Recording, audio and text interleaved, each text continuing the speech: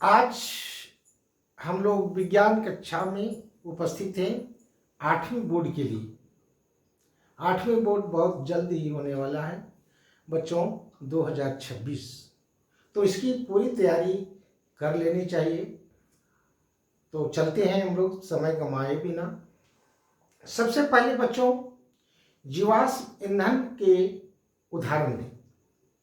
जीवाश्म ईंधन को उदाहरण देने के पहले हम लोग जानते हैं जीवाश्म ईंधन है क्या। बच्चों, जीवाश्म ईंधन वो है जो जीवों के अंश से बना हुआ है। पेड़ पौधा जीव जंतु के आज से लाखों वर्ष जमीन के अंदर दब जाने से वो उसका धीरे धीरे उसका निर्माण हुआ है ईंधन का, और जो ईंधन बना उसी को कहते हैं जीवाश्म ईंधन। और जीवाश्म ईंधन में उसका आता है कोयला, पेट्रोलियम और प्राकृतिक गैस। क्या क्या आता है जीवाश्म ईंधन में? कोयला, पेट्रोलियम और प्राकृतिक गैस, जीवों के अंश से बना हुआ है। अब अगला प्रश्न, कोयले से हम क्या क्या चीज बना सकते हैं? तो कोयला से हम लोग क्या बनाएंगे? सबसे पहले है गैस बनता है, कोयला से गैस भी निकलता है, कोयला बनता है। तो ये सब कोक भी बनता है। कोक का प्रयोग हम लोग बहुत अच्छी जगहों में करते हैं, स्टील गलाने के लिए या हाई क्वालिटी के जहाँ व्यंजन बनता है वहाँ पर। क्यों? क्योंकि कोक शुद्ध कार्बन होता है और उसमें जलाने से बहुत कम धुआं निकलता है। तो समझ गए बच्चों। अब मीथेन क्या है? मीथेन एक कार्बोहाइड्रेट है और मीथेन जो है प्राकृतिक गैस है। मीथेन क्या है? एक प्राकृतिक गैस है। अब आगे चलते हैं बच्चों, कोई कहेगा जैव विविधता क्या है? प्रश्न आएगा जैव विविधता क्या है? तो किसी विशिष्ट क्षेत्र में, चाहे वो मान लिया जाए झारखंड ही है या कोई उत्तरी परमंडल है, जैसे उत्तरी छोटानाग परमंडल, या पूरा देश भी कहिए, यानी उसको विशिष्ट क्षेत्र मान लिया जाए, छोटी इकाई अगर, और वहां पर पाए जाने वाले विभिन्न जीवों के समूह को ही, जो जीव पाए जाते हैं, तो उसको हम लोग कहते हैं जैव विविधता। यानी विभिन्न प्रकार के जीव जंतु किसी विशिष्ट क्षेत्र में पाए जाता है तो हम उसको कहते हैं जैव विविधता, क्योंकि विभिन्न प्रकार के जीव रहते हैं। अब है बच्चों, आवेश कितने प्रकार के होते हैं? आवेश दो प्रकार के होते हैं, एक धन आवेश और दूसरा ऋण आवेश। जैसे हम लोग टॉर्च का बैटरी में रखते हैं बच्चों, टॉर्च का बैटरी देखे हैं तो उसमें दो आवेश होता है। पीतल वाला जो रहता है वो धन आवेश होता है, और बैटरी के पीछे वाला जो चमकता हुआ चांदी की तरह रहता है वो जस्ता का रहता है, और ऋण आवेश उसमें पाया जाता है। अब हम चलते हैं कि दो आवेश में क्या संबंध है। दो आवेश, तो उसमें क्या संबंध है बच्चों? यदि समान आवेश रहेगा, यानी एक ही प्रकार के आवेश रहेगा, तो उसमें प्रतिकर्षण होगा, और अलग अलग आवेश रहेगा, एक धन और एक ऋण, यानी दो विपरीत आवेश, उसको कहिए दो विपरीत आवेश एक दूसरे को आकर्षण करता है। कहने का मतलब एक है कि ये है कि ये धन है और ये भी धन आवेश। चुंबक में देख लो, दोनों एक आवेश का जब रखेंगे यहाँ, चुंबक को लाने का भी प्रयास करेंगे तो ठेलनेगा आगे बाहर की ओर, और एक धन आवेश है और एक ऋण आवेश है, तो दोनों को लाएंगे तुरंत सट जाएगा। तो कहने का मतलब है कि दो एक प्रकार के आवेश रहेगा तो विकर्षण, और दो अलग आवेश का रहेगा तो आकर्षण, खिंचाव होता है। अब है बच्चों कि भूकंप किसे कहते हैं? तो भूकंप पृथ्वी की गहराई में अगर जाएंगे तो वहाँ पर कुछ विक्षोभ उत्पन्न होता है। तो विक्षोभ के उत्पन्न का बहुत से कारण है बच्चों। अंदर में चट्टाने, पृथ्वी के अंदर जो है मैग्मा पिघला हुआ रहता है और वहाँ बहुत से चट्टाने भी अंदर में भी पलवन करते हैं। अगर दो चट्टाने टकरा जाते हैं तो टकराने से पृथ्वी विक्षोभ होता है ऊपर की ओर, ऊपर, तो पृथ्वी कांप जाता है। तो पृथ्वी के गहराई में विक्षोभ के कारण पृथ्वी का कांप जाना भूकंप कहलाता है। पृथ्वी को कांप जाना ही भूकंप कहलाता है। अब है बच्चों अगला, भूकंप को हम कैसे मापते हैं। भूकंप को भी मापना है कि कितना तीव्रता से निकला, कितना तीव्रता से वो पृथ्वी कांपा। तो उसके लिए है रिक्टर से भूकंप को मापा जाता है। याद रखेंगे बच्चों, परीक्षा में ये सब आएगा ही आएगा। अब है कि ध्वनि कैसे उत्पन्न होता है। ध्वनि जैसे हम आवाज कर रहे, बोल रहे, या कोई वस्तु का आवाज आता है, दरवाजे का, खिड़की का, तो उसमें आखिर में आता कैसे है, कंपन से। कंपन से ही ध्वनि उत्पन्न होता है। अब ध्वनि जो है ठोस में भी संचरित करता है, द्रव में भी संचरित करता है और गैस में भी। क्योंकि हवा यहाँ है, मैं बोल रहा हूँ, अब कोई दूसरा सुन रहा है तो हवा में मेरी आवाज़ दूसरे तक जाता है तो संचरित किया। पानी में भी उसी तरह से, तालाब में एक छोर पर कान लगाइए, दूसरा छोर पर थपथपाइए या कोई पत्थर फेंकिए तो आवाज़ आता है। लोहा में यानी स्टील, प्लान, ठोस पदार्थों को भी एक जगह ठोकिए, कान लगाइए तो आवाज़ सुनाई पड़ता है। यहाँ तक कि रेल पटरी में बहुत दूर से भी आवाज़, कान पटरी में लगाएंगे तो दूर में भी ट्रेन रहेगा तो उसकी आवाज़ हमारे कानों तक आता है। अब है बच्चों हम आवृत्ति को का ऐसा ही मात्रक क्या है, आवृत्ति जो फ्रीक्वेंसी, तो आवृत्ति का है हर्ट्ज जो उसको कहा जाता है। तो आवृत्ति का ऐसा ही मात्रक हर्ट्ज परीक्षा में आएगा, याद रखेंगे। उसके बाद है आवृत्ति किसे कहते हैं। तो बच्चों प्रति सेकंड उत्पन्न किए गए तरंगों की संख्या को हम लोग आवृत्ति कहते हैं। प्रति सेकंड उत्पन्न किए गए तरंगों की संख्या को क्या कहते हैं, आवृत्ति कहते हैं। तो तरंग इस तरह से चलता है बच्चों, आवाज भी कम बेसी तरंग की तरह। तो तरंग दो तरह का होता है, खैर वो भी नहीं चलेंगे, हम लोग अगली कक्षाओं में पढ़ेंगे तरंग बहुत विस्तार से। अब है संश्लेषित रेशा और प्लास्टिक, ये सब जो पदार्थ हैं बच्चों, ये सब बहुलक की बड़ी इकाइयों से, माने कहने का मतलब बड़ी बड़ी इकाइयों से मिलकर बनता है। रेसे जितने प्रकार के हम लोग वस्त्र पहनते हैं या रस्सी उसी प्लास्टिक का बनाया जाता है तो उसमें बहुलक होता है। माने कहने का मतलब वो बहुलक ही कहलाता है।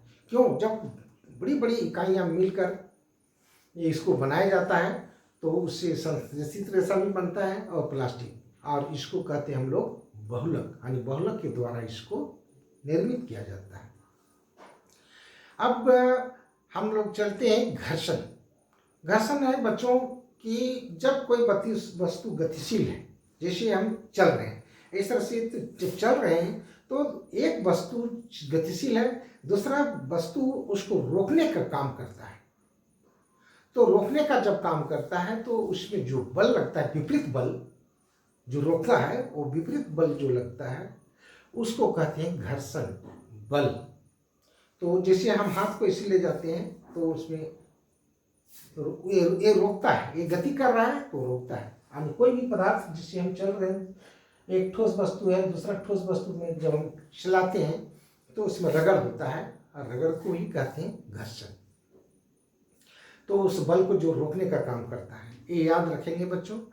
अब घर्षण बल से हमारा क्या होता है, घर्षण बल से हमारे लाभ भी है और हानि भी है। ये तो याद रखेंगे बच्चों, दो ही चीज कि ये लाभ भी होता है और हानि भी। अब अगला हम लोग चलते हैं कि घर्षण बल को हम कैसे कम कर सकते हैं। तो घर्षण बल को हम स्नेहक से, जैसे स्नेहक यानी ग्रीस या तेल, स्नेहक आधा स्नेहक, स्नेहक से या उसी को कहते हैं ग्रीस या तेल को, उससे हम घर्षण बल को कम कर सकते हैं। कहने का मतलब यह है कि जब हम कोई दो पार्ट्स होता है उसके बीच में हम ग्रीस लगा देते हैं तो घर्षण कम होता है। जैसे साइकिल के बैरिंग वगैरह में अगर नहीं लगाते हैं तो साइकिल बहुत टाइट लगता है। गाड़ियों में भी ग्रीस लगाया जाता है और या तेल भी लगाया जाता है। किवाड़ी वगैरह में भी, चाबी में भी यदि चाबी नहीं खुल रहा है तो हम लोग तेल डाल देते हैं तो उसमें घर्षण, उसको कम घर्षण लगता है, यानी घर्षण बल को कम करता है। तो इसको याद रखेंगे बच्चों, ये भी परीक्षा में आ सकता है। अब है खगोलीय पिंडों की दूरी को हम कैसे मापते हैं।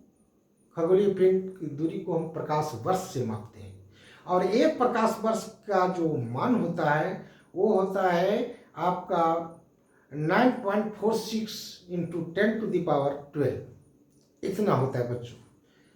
तो आकाशीय पिंडों को की हम दूरी को माप लेते हैं। आज तारे हमारे से बहुत दूर हैं, सूर्य भी बहुत दूर है, तो इस तरह से उन दूरी को हम लोग प्रकाश वर्ष से मापते हैं। अब ये जो है, अगला चीज चलते हैं, लाखों तारों के समूह को। अब तारों, जो बहुत से तारे हैं आकाश में, तो उस तारों के समूह को जो देखते हैं मिला हुआ रहता है, लगता है कि सब सटे हुए ग्रुप में, तो उसको कहते हैं गैलेक्सी। और वही है बच्चों क्षुद्र ग्रह जो है, प्रत्येक 76 वर्ष में दिखाई देता है क्षुद्र ग्रह। क्या चीज कहते हैं उसको, धूमकेतु, सॉरी क्षुद्र ग्रह नहीं, धूमकेतु जो दिखाई पड़ता है 76 वर्ष के बाद हम लोग देखते हैं, प्रत्येक 76 वर्ष के बाद देखते हैं। अगला है फसलों के साथ अनावश्यक छोटे छोटे पौधे उगाते हैं, तो उसको क्या कहते हैं, खरपतवार। जिसे हम फसल लगाए, फसल में छोटे छोटे घास उगाते हैं तो उसको हम लोग, छोटे छोटे पौधे उगाते हैं तो उसको कहते हैं खरपतवार। और उन खरपतवारों को निकालने की जो विधि है उसको कहते हैं निराई। निराई कहते हैं।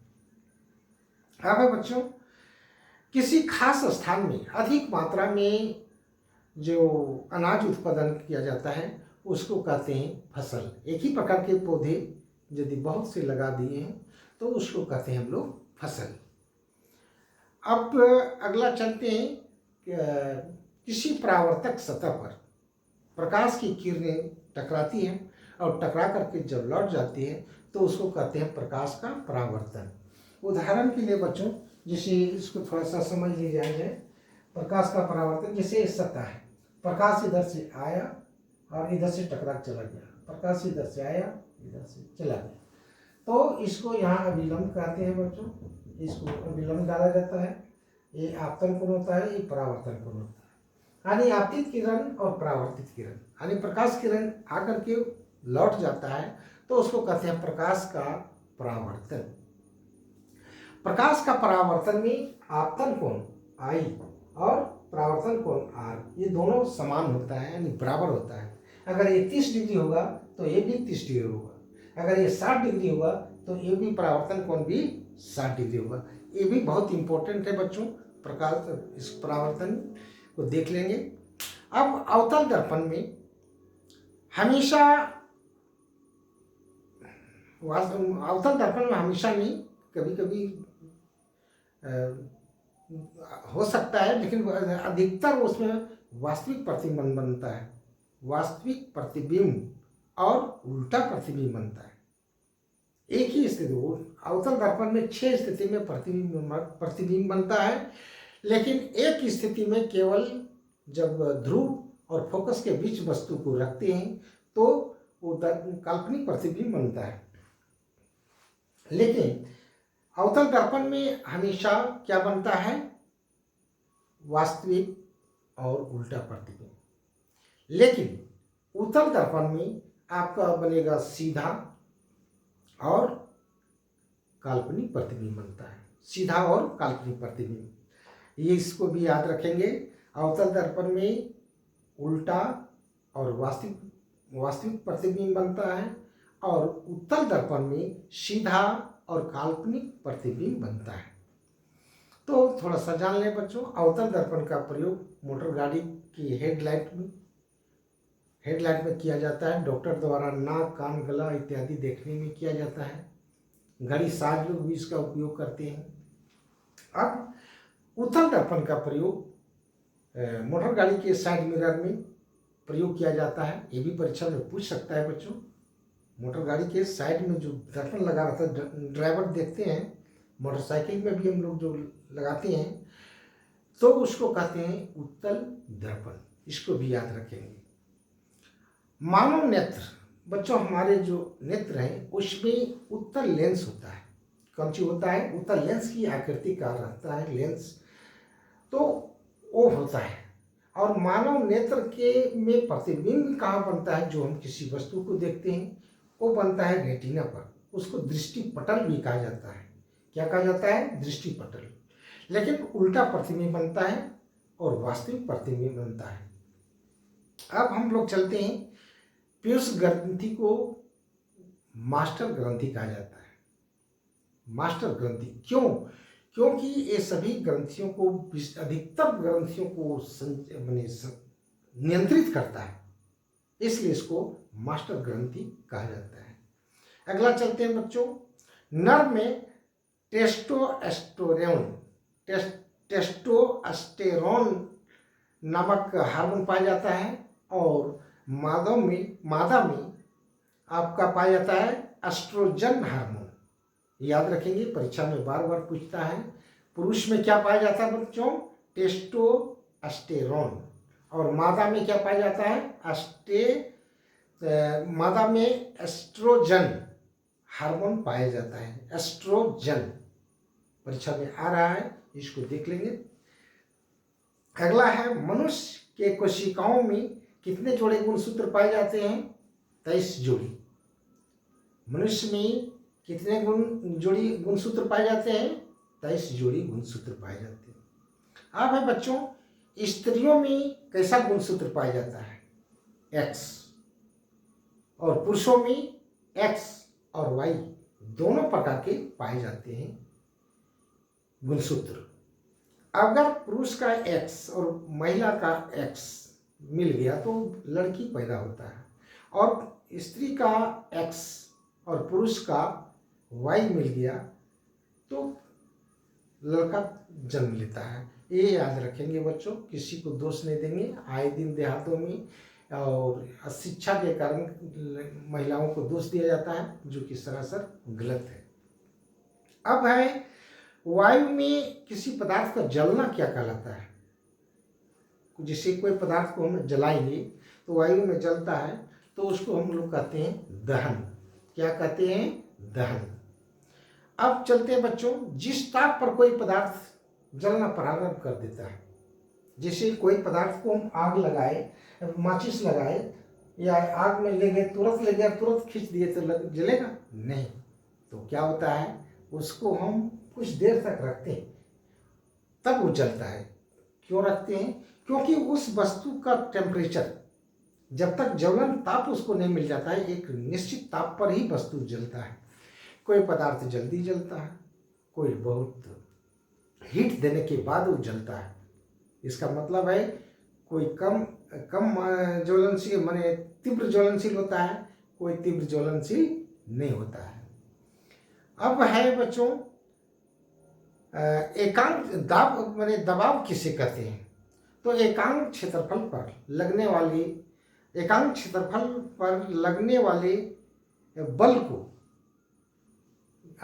उसको हम लोग दबाव कहते हैं। और दाब का SI मात्रक दबाव का क्या होता है बच्चों? पास्कल। ये भी परीक्षा में याद रखेंगे। और बल का SI मात्रक क्या होता है? न्यूटन। ये भी याद रखेंगे। बल का SI मात्रक न्यूटन और दबाव का पास कर याद रखेंगे। अगला है बच्चों, दो आकाशीय पिंडों के बीच लगने वाले बल को क्या कहते हैं? गुरुत्वाकर्षण। गुरुत्वाकर्षण बल कहते हैं। जैसे सूर्य और चंद्रमा के बीच या पृथ्वी और चंद्रमा के बीच भी बल लगता है। नहीं है तो कोई वस्तु आके गिर जाता पृथ्वी, लेकिन वो अपने बल से अपना खींचता है, ये अपने बल से खींचता है, जिसके चलते वस्तुएं आकाश में फिक्स रहता है, एक स्थिर रहता है, लेकिन वो परिक्रमा करता है। अब लेकिन कोई वस्तु जिसे फेंकते हैं पदार्थ को और पृथ्वी अपने ओर खींच लेता है, गिर जाता है, तो उस जिस बल से वो पृथ्वी अपने वस्तु को अपने केंद्र की ओर खींचता है उसको कहते हैं गुरुत्व बल। क्या कहते हैं? गुरुत्व बल। तो बच्चों वीडियो बहुत लंबा हो जाता है। अब उधर तो कोशिका के बारे में आप लोग बहुत पढ़ चुके हैं, पहला चैप्टर होता है तो उसके देख लेंगे, बहुत बताया गया है, अगले वीडियो में भी मैं डाल चुका हूँ तो उसको देख लेंगे। तो इन सारे प्रश्नों को एक दो बार कर सुन लें बच्चों, तो निश्चित बहुत कुछ आपको लाभ मिलेगा। धन्यवाद।